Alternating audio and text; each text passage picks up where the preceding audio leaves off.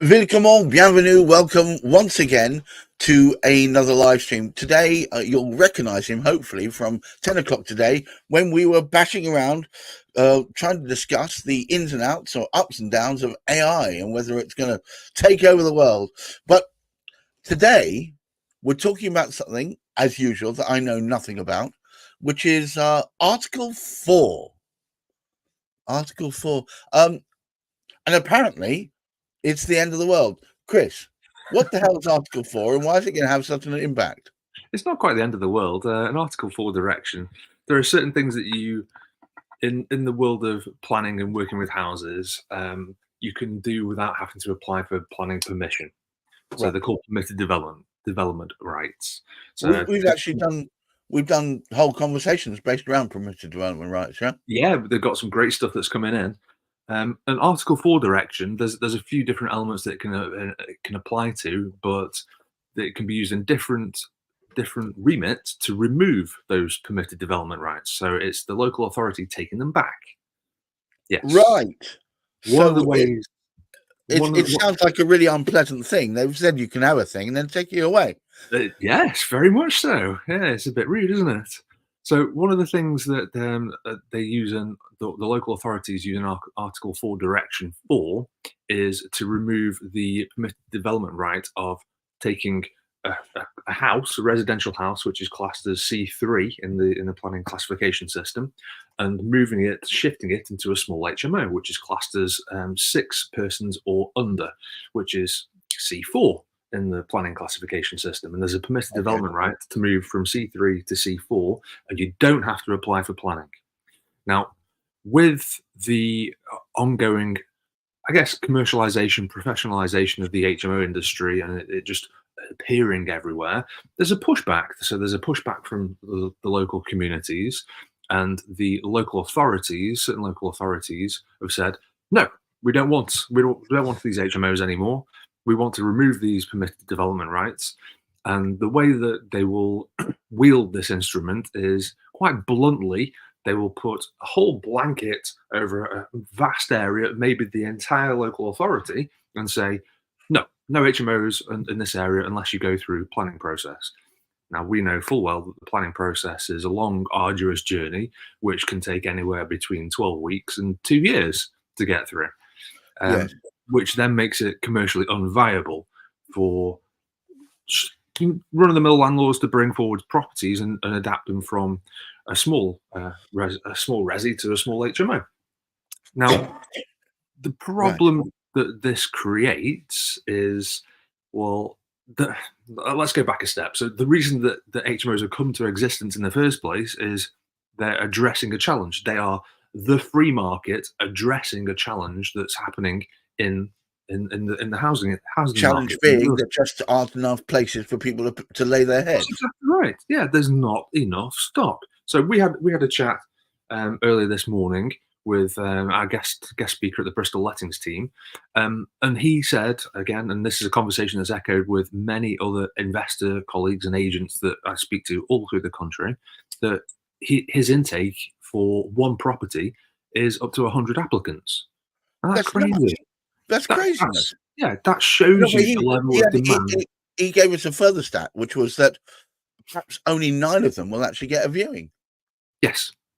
So it's a staggering amount that, obviously there's only one property that they can all go for as well. So it's a staggering amount of demand that's pent up that's not being correctly addressed. Now, this will have a huge problem ongoing in terms of prices, because obviously supply and demand it's a free market system, which is being constrained at the moment by the planning system. Now, naturally, the prices will keep going up because you've got more and more people fighting for these few amounts of the supply. Absolutely. Now, there's no end to this until the supply either meets or strips the demand. So my argument, my perspective on this is that local authorities generally, they're a bit slow. They're a bit behind the times, and then when they do react, it's often a knee-jerk reaction. So they're using the Article 4 directions, and they're actually further constraining the supply of property in the local region. Now, I can understand that there's some element of NIMBYism there, that people don't want it in their backyard or they don't like change. But the reality is, we're in a constantly changing world. Um, the fact of the matter is that people need somewhere to live. There absolutely has to be an alleviation on the choking of the supply. And at the moment, that making things worse by saying no, we can't have these types of accommodations in certain areas. It doesn't make any sense to me, because you have, for example, me taking one residential property, one small residential property, out of the supply chain that a single family could have, but then I'm creating rooms for between 4 and 6 people. So how am I not helping alleviate demand? I think it's perception. I think the problem is perception. There was a time when, before, as you mentioned, the HMO industry was being professionalized, when every Tom, Dick, and Harriet were creating HMOs to perhaps substandards and then not looking after them. And this has created a view, wrongly or rightly, wrongly, I think, that HMOs are bad things. Yeah. But the truth of the matter is, you've got a lack of housing stock, and the only available way of availing yourself of more places where people can lay their weary heads is to create effectively some out of a few, if you see what I mean.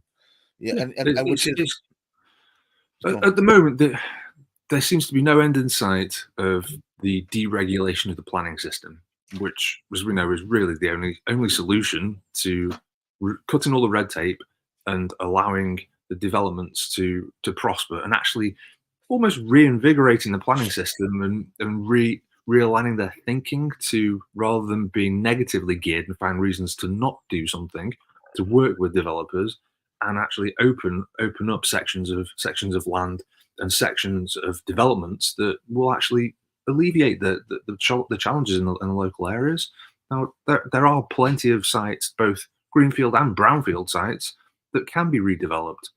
That there are a huge amount of challenges with them, but again, that's where the local authorities should be working with potential prospective developers, but not in the meantime just saying no to any other type of development unless you go through our planning system, which we know is inherently problematic. we were talking about these sort of things only the other day. The fact that above shops there are often empty spaces that are perfectly workable with all the correct settings up as far as waste and everything else is concerned. It's not like an office building where that was never designed to have occupants living there. These are places that were patently designed for humans to live in. It wouldn't take a lot of effort to be able to turn them into very, very successful HMOs. But once again, as you say, being blocked at this stage just seems to be counterproductive. It's the knee-jerk reaction that really gets me. That it could be a very finely used tool to say, well, actually, there's a specific problem in this, and this street. Now, the council will always fall back on also, they'll always find a reason to kind of justify their opinion, but it works out about face in that they'll have the opinion and then they'll try and justify it later. Well, yes. So yeah, it's the vested interest that they're. It's almost like myopic thinking. It's like, we're going to do this and forget it. What impact it has on the wider community. Now, the challenge that you had from our guest who came on earlier, he said that Bristol's now the second most expensive city, unaffordable city to live in outside of London because of the housing crisis there. Well, this is going to be an ongoing issue as we keep doing these as local authorities keep implementing these different challenges in different areas. So as it's starting to spin out, and I see other local authorities starting to follow suit, and again implementing the same knee-jerk reactions where they have a huge development of houses coming into an area, HMOs starting to become more prolific in an area, and either the local residents kick back and start lobbying their councillors, and all the councillors just kick off and say, no, this is too much. We don't know how to handle this. And because they don't know how to handle it, they just say no outright. which So doesn't benefit really. is there any way you could give assurances and demonstrate?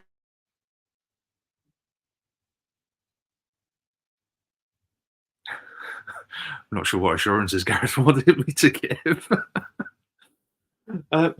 Yeah, in terms of the benefits for, there are benefits there for the local community. Yes, it does mean that there's going to be some changes, but like I was saying, that there are changes in every set of the community in every different part of the country. There's a constant change where communities are in a state of flux, so it's pretty important to bring in, I guess, the key word guess that they like to use is stakeholders, and Right. get the opinion of a number of different aspects of the community, um, even way before they just say no or make the decision to say no. So I guess there's some sort of reframing of their thinking that needs to happen. That actually we need to be looking at a more macro level and to see how we can really adapt what we have as an interim step to also then release more supply further down the line. I'm interested in hearing what are the reasoning that you're given why HMOs are not applicable in certain areas. The after the fact reasons after the decision's been made, often things like, although I haven't heard this one for a while, but parking, that's a good one. Because I appreciate some of the residents, they may have cars, and if you're putting 6 people into a house that was originally for a family of 3 that may now have had 2 cars, then that's an increase in obviously an increase in the numbers. However, it's not really realistic that they will all have vehicles, so many of them may not.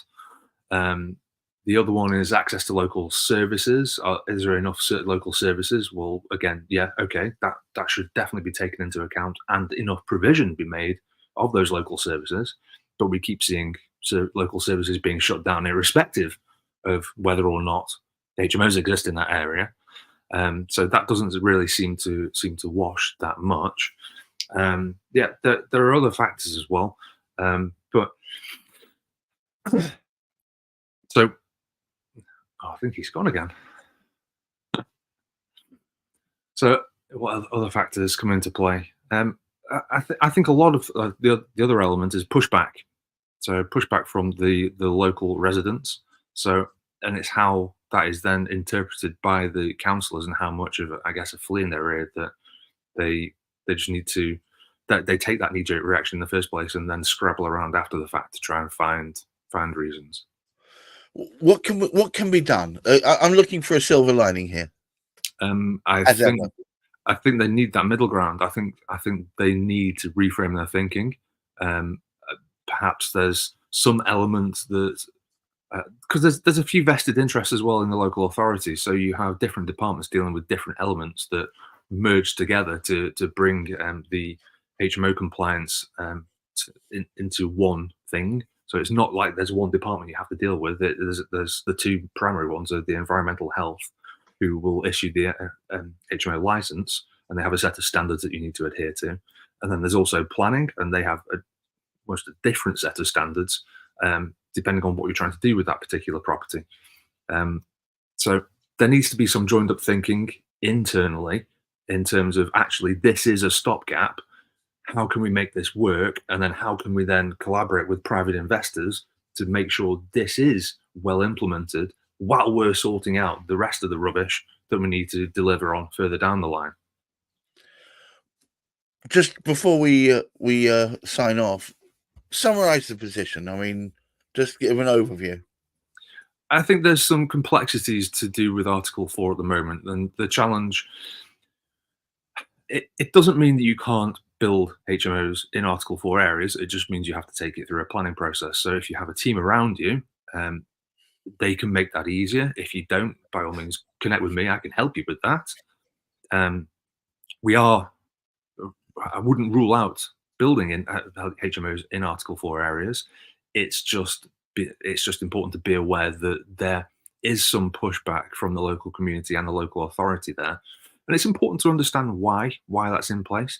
Now, they may have put the Article 4 in just to almost as lip service to the local residents, and they Right. may have eased the planning process to actually get properties through. So don't be discouraged by it. It's just something, another element that you need to be aware of and get your head around what it is and why it exists. Your way does seem to be strewn with speed bumps at the moment. I do hope we manage to smooth this out.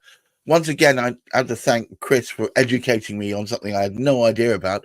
They can give with one hand and take away with the other. It doesn't seem either rational nor fair, but okay. And the continuous education I'm getting, I'm hoping is helping you guys out there. But until we meet again, I wish all of you a successful conclusion to the week, and of course, great mental health. Bye bye now.